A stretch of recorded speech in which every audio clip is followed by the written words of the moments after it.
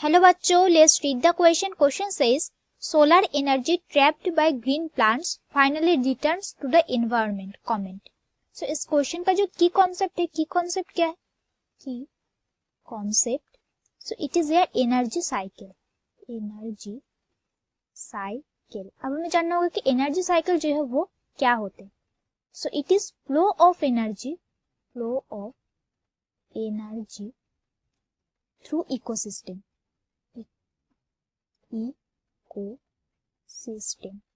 Ecosystem में जो flow of energy होते that is the energy cycle. अब एनर्जी का जो मेन सोर्स होते that is the solar energy, sun energy. That is the main source of energy, solar energy.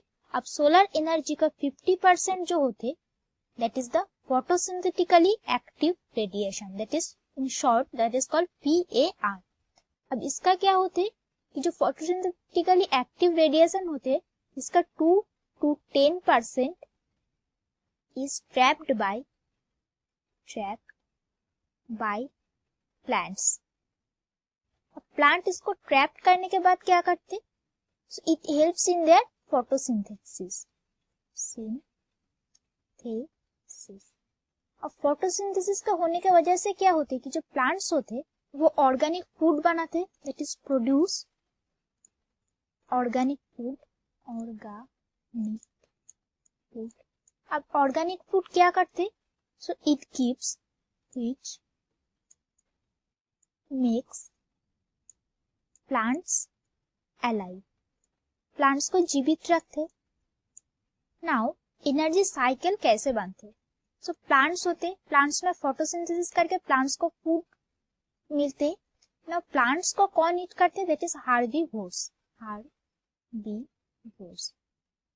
Now herbivores को जो eat करते that is the they are the carnivores. अब क्या होती है कि जब कार्निवोर डेथ हो जाती है इसका, व्हेन इट डाई, डेथ हो जाने के बाद क्या होता है इसका जो बॉडी होते it is the body decomposes.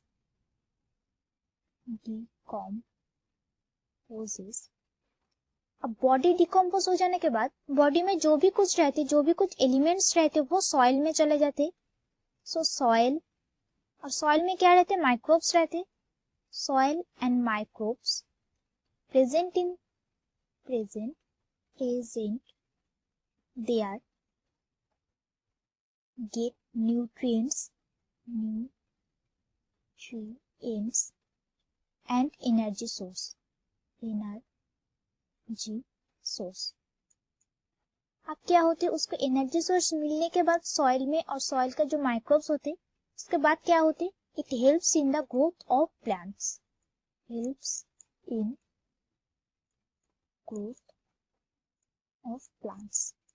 अब फिर से क्या हो रहा है, जो प्लांट्स है वो ग्रो कर रहे, मतलब कि साइकिल जो है वो कंटिन्यू होगा. That is cycle continuous. And फिर से उस प्लांट्स को क्या करेगा? हार्बीवोर्स जो है वो ईट करेगा, और हार्बीवोर्स को फिर कार्निवोर्स ने ईट करेगा, एंड कार्निवोर्स डाई हो जाएगा, and then the cycle continue. And this PAR का जो फुल फॉर्म होता है that is photosynthetically active radiation.